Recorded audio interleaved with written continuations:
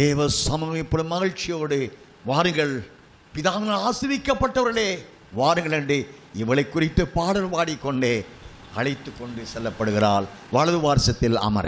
This song is about to sing about this group of people who are called to become the saints and bride of God, because the Lord himself is favored about them and happy about them, and she is entering into the throne room of God to sit in the right side of the throne of God with songs singing.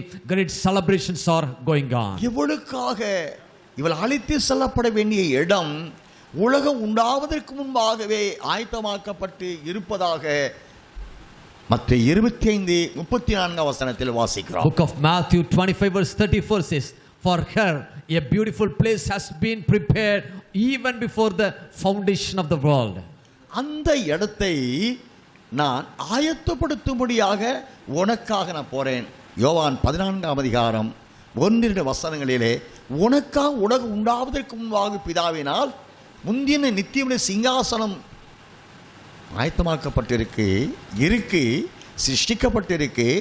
அந்த இடத்த இப்போ நான் ஜெயிச்சிட்டேன்ல சாத்தானே, ஆனபடியா இப்போ நான் புதிதாக போய் நீ வெற்றி அடைந்த உடனே உன்னை அழைச்சிட்டு போய் இங்கே உட்கார வைக்கிறதுக்காக அந்த ஸ்தலத்தை நான் மறுபடியும் போய் சுத்தப்படுத்தி மகிமையின் சாயலை அணிந்த நீங்கள் மகிமையில் உட்கார, மகிமையின் தேவ சிங்காசனத்தில் அமர, மகிமையின் தேவனுக்குள் ஒன்றாக கலந்து கொண்ட நித்திய வாழ்க்கையை வாழ நான் ஆயத்தமாக்க போகிறேன் என்று யோவான் 14:1 Jesus said in Gospel of John chapter 14:1 and 2, I have overcome the devil Satan through the cross of Calvary, through my death.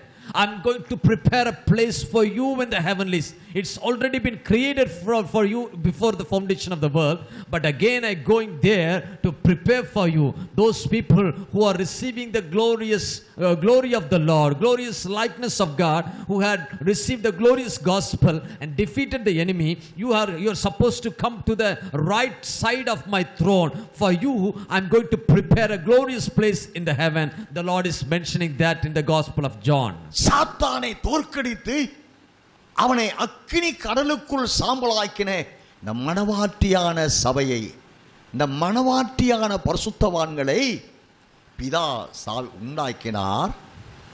யுத்தத்திற்கு கரங்களை பயிற்றுவித்தார். அவனை நிகரமாக்கும்படி எதிர்த்து நிற்க பலன் செய்தார்.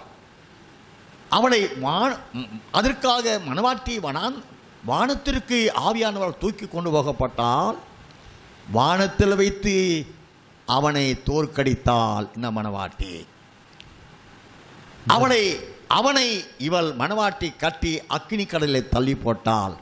ஆகையினால் இவளுக்காக ஏற்படுத்தப்பட்ட அந்த ஆசீர்வதிக்கப்பட்ட முந்தின நித்தியம் ஏறக்குறைய வேதாகம காலத்தின் 6000 காலங்கள் அந்த இடம் அப்படியே ஆயத்தமாக இருக்கிறது. அதை மறுபடியும் குமாரன் போய் ஒரு புதிதாக்கப்பட்டு அது சுத்திகரிக்கப்பட்டு என மிகுந்த பாடுபட்டு சாத்தானை தோற்கடித்த மணவாட்டி அல்லவா. அவர்களுக்கு ஆரவாரம், புதுப்பாடல், தேவ கூட்டம், தூத கூட்டம் எல்லாரும் அவளை அழைத்து சென்று சிங்காசனத்திலே அமர்த்தி வைக்கிற பெரிய சிலாக்கியத்தை இந்த மணவாட்டிக்கு தேவன் வைத்து வைத்திருக்கிறார். This bride is getting such a great privilege by God. God himself has created a beautiful place for this bride. This bride has been in the mind of the Lord before the foundation of the earth. No other people got that privilege. Only the last days bride is getting such a privilege. She doesn't got this privilege by accident. She came through much suffering. She overcame the devil with much hardship. She gave the punishment to the devil through many pain and sufferings. She overcame the devil, destroyed the devil, cast him into the lake of fire. Now she has victoriously overcome the devil. Such a privilege has been given unto her. She is received into the glory with much rejoicing, much celebration, with groups of saints.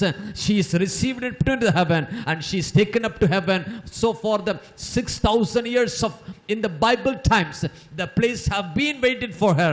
But now, Jesus, the Son of God, is again went there up to heaven and prepared for him, once again sanctified the new holy throne for this beautiful bride.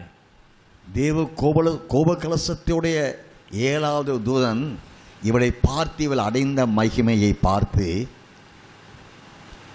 திவ்யவாசன யோவானிடம், இங்கே வா, மணவாட்டி வந்து பார். அவள் ஆட்டுக்குட்டியாருடைய மனைவியாக அவள் செய்த தியாகங்கள், ஏற்ற காயங்கள், அடைந்த மரண உபாதைகள், இதன் மத்தியிலே ஆட்டுக்குட்டியாருடைய மனைவியான அவளை வந்து பார் என்று மற்றவரிடத்தில் யோவானை அழைத்து காண்பிக்கும் சாக்கியத்தை பெற்றவளாக இருக்கிறார். This bride also got another privilege. The 7th angel who is supposed to pour out the anger, God's anger, and he is calling Apostle John, come, and I will show you the bride of the Lamb of God. She is not accidentally here. She came up here with a lot of sufferings and pains, and she is here with much suffering, but she overcame, fulfilled the purposes of God. Come and I will show you the beautiful bride of the Lamb of God.